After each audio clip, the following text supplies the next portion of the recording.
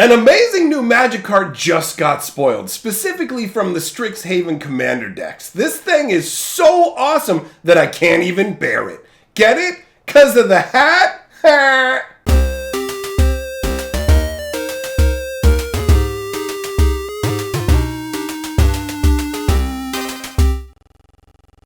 Greetings! Owners of fine luxury cardboard rectangles, my friends, I hope the day finds you well. I am in good spirits because we're here for two purposes. One is to talk about this brand new spoiled card, and two is to test the limits of human endurance because this hat is very hot and very heavy. So let's get hot and heavy with the new Magic spoiler. We're looking at Ruxa, Patient Professor. All right, now this is a really cool card. First of all, I'm a huge fan of green in Magic the Gathering. Always have been, and I always shall be. Nothing shall dilute or poison my glorious love for green. So, we have something really cool here on multiple levels. Ruxa Patient Professor is 2 green and 2 mana for a 4/4. And I don't know about you guys, but I love it when you have the same numbers across a card. So a 4 cost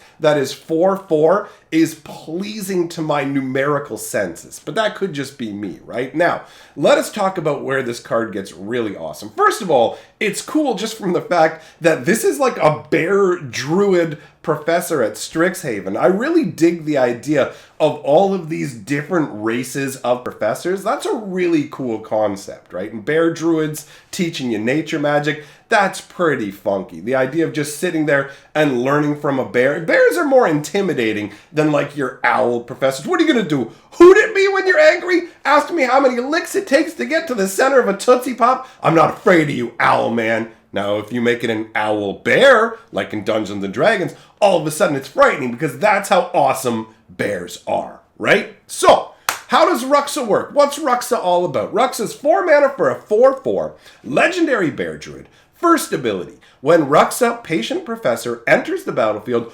or attacks, return target creature card with no abilities from your graveyard to your hand. Now this is a really unique sort of ability. The idea of caring about vanilla creatures is a really cool concept. And if you don't know what vanilla creatures are in Magic the Gathering, they're literally creatures that have 0 abilities. If a creature has like 1 ability, they are known as French vanilla. Ooh la la, they have 1 extra ability, you know? So it's like, there's your differentiation. But this is a vanilla matters card. And this isn't something that is frequently done in Magic the Gathering. It's actually incredibly rare. But there was a hint about all this happening in Magic's past. But before we get into that, let's talk about the rest of what you get from this card and how much I adore it. So on top of getting to return a creature with no abilities just when he comes into play, plus every time he attacks,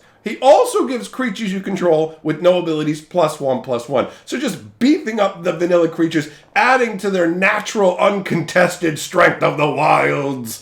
And then the last ability, which is where it gets, delightfully, devilishly delicious, is you may have creatures you control with no abilities assign their combat damage as though they weren't blocked. So basically, Ruxa takes vanilla creatures and go, you know what? I know you don't have an ability. I shall be the ability for you, right? Like, this is a lord. It's a lord for vanilla creatures. And it gives every vanilla creature the ability to not really be vanilla anymore. Now, when it comes to Ruxa, the first card I thought of was my boy, Giganosaurus. Oh my god, this card is so satisfying. I don't know about you, but for me, I love big, dumb, massive creatures, right? And Giganosaurus is big and dumb. 5 green, so it's restricted to some. You gotta want it.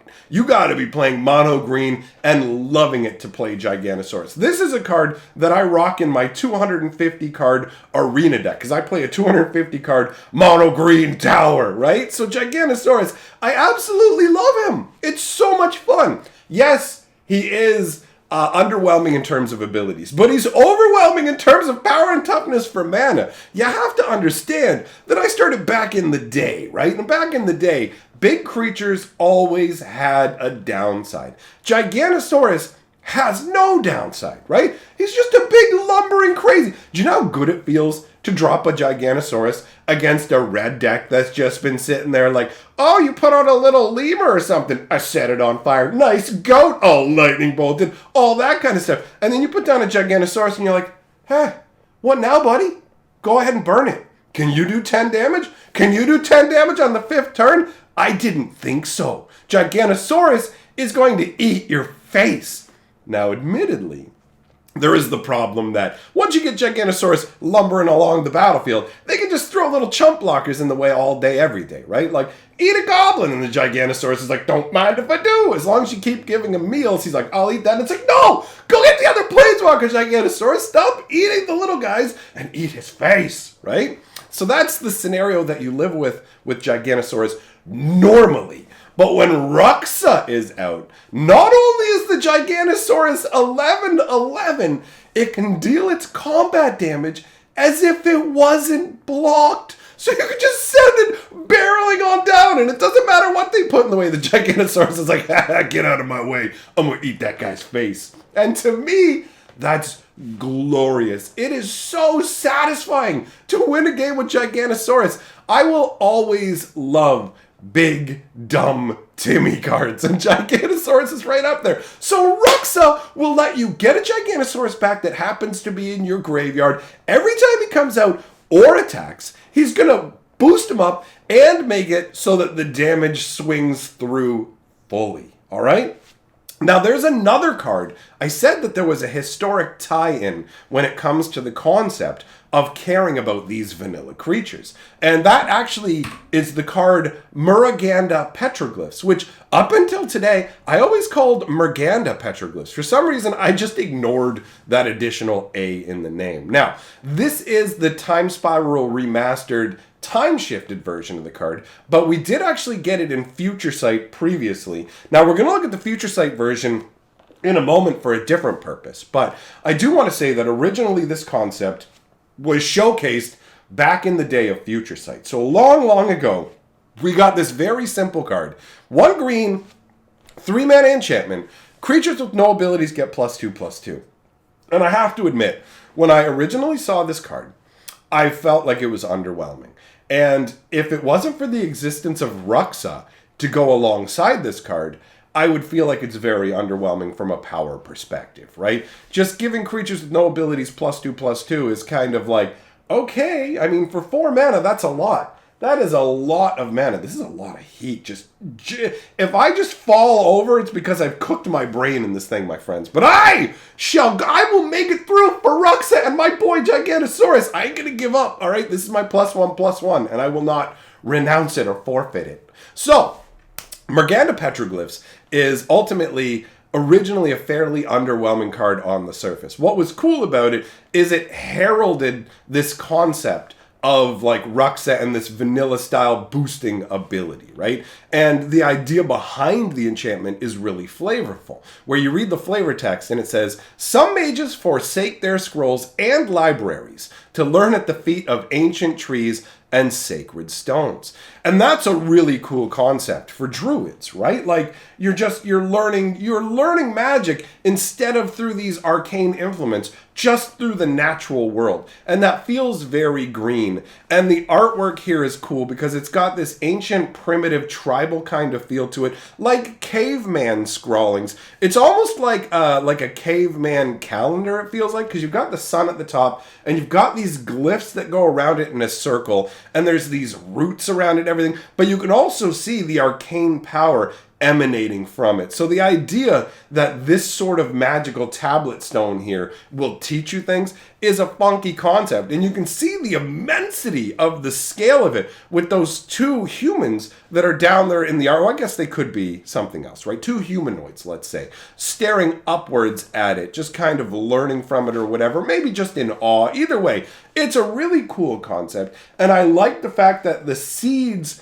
for cards that care about vanilla cards was laid with this back in the day of Future Sight, right? Because Future Sight had a lot of cool little Easter eggs. And it's neat how even like a decade later, we are finding these little hints. So to show you something else that's really, really cool, I'm actually going to put the artwork for Ruxa up on the screen for you to take a look at, because seeing it like full size will help you appreciate more what you're looking at. The card's artwork actually cuts this detail off to a degree, so you need to see the full art, because when you see the full art, there's a number of different details that aren't actually shown on the card. One is actually the student that's in the background, the little feather that's broken on the ground down there in front of the desk with the cobwebs and all that stuff is another detail that you don't get. But the most important thing that you need to notice in this artwork to really understand what's super cool about this is what he's scrawling on the board. I mean, first of all, it's really cool that you've got the bear in a professor's outfit, which adds an element of civility to what is like normally going to be feral. When you think of a bear dressed in human clothing, I mean, I guess you might think of a circus where but that's not the same thing, right? That bear is not choosing to wear the clothing and has not taken a job at the circus. That bear has no choice in the matter. So that's kind of sad. Let's not think about that. I don't even know why I brought it up, okay? So let's think about a bear that is civilized. It knows how to look at its clothing. The clothing is all frilly and it's all perfectly clean. Like this bear is way better dressed than I will ever be. And I like that aspect of civility. He's teaching as a professor. He literally has spectacles. The idea that a bear has like reading glasses, I absolutely love it. The contrast of like the civilized nature of man and the wildness of the wilds is fantastic to me. But take a look at the chalkboard, the blackboard, whatever you want to call it. The bear is literally drawing magic onto it using an extended part of his claw, right? He's basically using the little pointy tip of his claw to draw glyphs on the board. Now, here's where it gets really, really cool, because I got to show you the Murganda Petroglyphs from Future Sight now, okay? Because this one right here, and I can't take credit for this, multiple people on Reddit noticed this. I just stumbled on the post and went, oh my god, I already loved Ruxa. This just makes it so much cooler. So, take a look. Actually, you know what? Since we're looking at the Future Sight one, take a look at the frames. Take a look at how funky this is overall.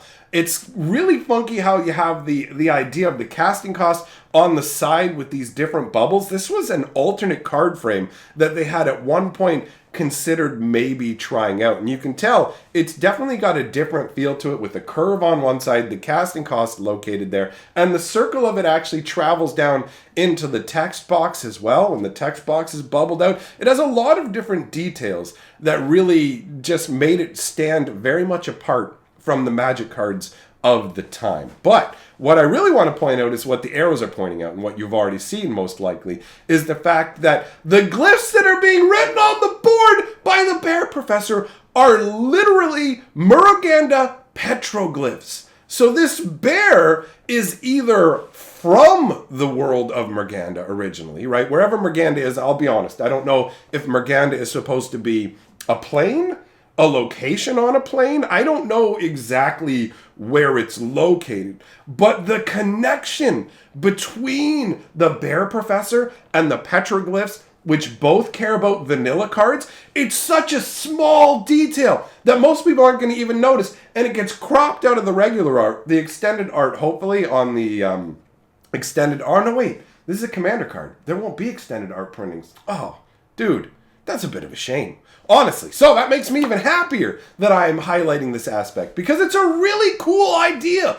The artist deciding, whoever made the decision to include the Murganda Petroglyphs to connect this old Future Sight enchantment to the professor and the School of Strixhaven, and the idea of this continuity between Vanilla Matters cards, it's magnificent. This is exactly what I want from Magic the Gathering. Just these little details that reward you for caring. They reward you for paying attention, and they feel good from a flavor. My brain, it's cooking, guys. It feels good from a flavor perspective, right? It makes you wonder, like, where did this bear study? Is there more? Like, what do each of these individual glyphs mean, right? What do they represent? There's so much extra stuff going on here that makes makes me very, very happy. So I wanted to take the time to go over all this because I love magic flavor and lore. It genuinely excites my soul and speaks to me. And it's part of what keeps me sticking with magic year after year, because the longer we go along, the more layers there are to enjoy. And also, I guess on that note, if you are somebody who likes flavor and lore, and you haven't already checked out my Fantasy Geographic channel, it's all just magic, lore, and flavor. That's literally all I'm doing over there right now. In fact, I have a brand new video talking about Strixhaven, the creation of the school, the Elder Dragons, all that goodness. So I encourage you to check it out. I'll leave a link here at the end of the video. The names of my top patrons are scrolling on by. I made it through the video without my hat cooking my brain completely, so I must away, my friends. I shall see you for the next video. Thanks for being here.